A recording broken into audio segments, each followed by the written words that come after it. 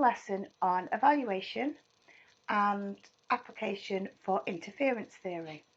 So picking up on the last lesson, which was lesson 9, and I'll add this as part of lesson 9 as well, with decay and displacement in STM, it's difficult to establish whether we forget because there's a length of time or because of interference.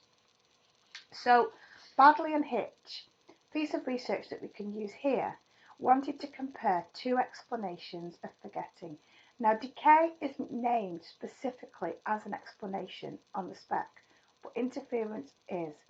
So this is a good piece of research that you can use for interference theory. And what I've actually found over the last few years is it's hard to find a piece of research, believe it or not, that's memorable for interference theory. And this one, which I usually just call the rugby player study, is probably the best piece of research to use because it's the most memorable.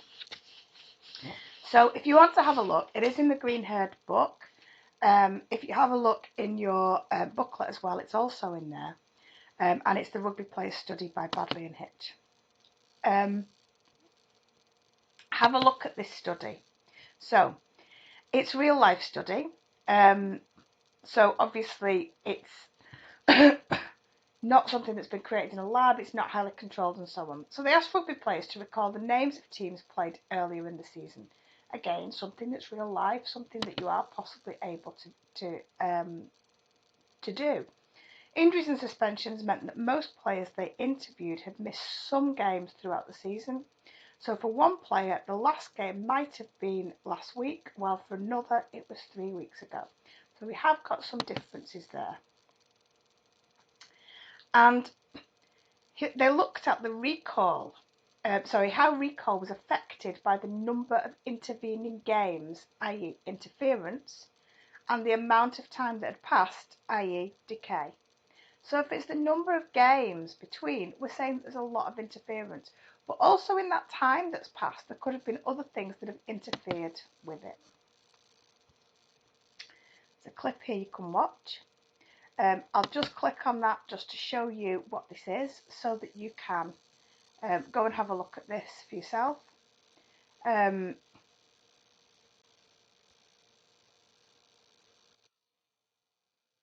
it actually loads up. This is a clip that you can use on proactive and retroactive interference, just to recap on what we've already looked at that might help you when we start to look at this study in more detail. So I'll pause that and go back to what we were looking at previously, hopefully. Okay, so interference theory. Badley and Hitch conducted real-life research into the theory using rugby players. Read through the study and then identify whether the study supports interference theory or not, and why. So I can tell you that it does support it. What I want you to do is have a look at why it supports it. What is it about this study that makes it support it?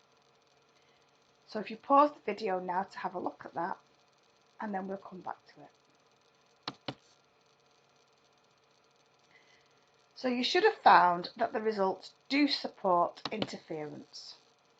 So they were able to show that the probability of correct recall was not dependent on the passage of time, as alternate theories would predict, but on the number of interfering games, i.e. interference. So rugby players who had a lot of games in between were less likely to remember. So it didn't matter whether they played the game some time ago or as early as last week. So what was most important, if you like, were the number of games in between. So this does have implications for the theories of forgetting. Make sure that you write, when you're evaluating, the study supports interference theory because, and you actually explain why it supports and therefore strengthens the theory. So we've just done a little bit of a starter, but the purpose and the objectives for this lesson are to evaluate interference theory. And we've just done a little bit of that there because already you've got one study to support it, and hopefully you know why it supports it. And then what we'll be able to do now, once we've got the one study, is use that one study to evaluate, and we'll be able to give strengths and weaknesses of that study, which in turn will strengthen or weaken the theory. So this is just a bit of a recap. I'm not going to explain this again. If you just want to have a quick read through it, make sure that you know the two key terms and make sure that you've got them filled in your booklet. So this is how I would help you to evaluate if we were in class at the moment. How useful is interference theory in explaining forgetting? Well, there is a range of evidence. Have a look at the evidence and then state whether this evidence supports or not, and then state why. So, one piece of evidence: McGough and McDonald conducted a lab experiment to investigate retroactive interference. Read the study. It's in your booklet and in the Green Herb book. It should be in the Tutor to You pack. And it should say comment there, not comments, and comment whether it supports the theory or not and why. Evidence 2. You may or may not want to use this. For me, funnily enough, it's about which is the most memorable. Most people use the rugby players study, McGough and McDonald. Burke and Scrull conducted research using magazine adverts. Again, read the study and comment on whether it supports the theory or not and why. So when you're looking at the evidence, you should have 1, 2 or 3 pieces of research there, depending on how confident you feel about this. So you could have the Badley and Hitch, the McGough and McDonald, or the magazine study. It doesn't matter which you're going to use, but first of all, I want you to record notes on: is the study artificial? If it is that high or low in ecological validity? If it's high, explain fully why it's high and what that therefore does to the study and therefore to the theory. If it's low, therefore it reduces the overall validity of the study and therefore reducing the usefulness of the theory. Population validity: who have they used? So for example, if they've used rugby players, how many rugby players have they used? And if it's only rugby players, does that tell us anything about non-sportsmen, for example? Is there a difference, for example, with males and females? Is there a difference with different age groups? The other thing is about the control, the aspects of control. Think about what's actually been controlled in the research. And if you look at something like McGough and McDonald, there are going to be a lot more controls. But again, think about with the rugby players, they've all got different lives and it's going to be very difficult to control. Think about the strengths of the pieces of research as well. So, overall evaluation. Although the theories tend to be reliable, there are a number of problems with interference theory. Number 1, interference theory tells us very little about the actual cognitive processes. So I would describe this as a descriptive theory, but not necessarily explanatory.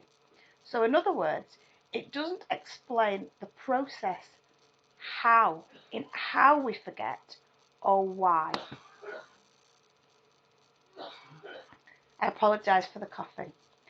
Difficult to distinguish between the effects of interference and other theories such as decay. Sometimes it would be very, very difficult to say, yes, this is definitely interference and not decay, which is just because of the time interval. You don't have a chance to rehearse it or recall it, and therefore it just goes. However, any lab experiment does attempt to avoid this problem by conducting experiments very quickly. So think about this in terms of lab experiment research. Again, please make sure that you have notes on this and that you have at least one piece of research to support it. If you know the research, make sure why it supports, how it supports, the method used, and then you should be able to evaluate. A bit of stretch and challenge, and when you finish that, please start to research retrieval failure theory, which is what we're going to be doing on the next lesson. Thank you, and as always, please contact me if you have any queries. Thank you.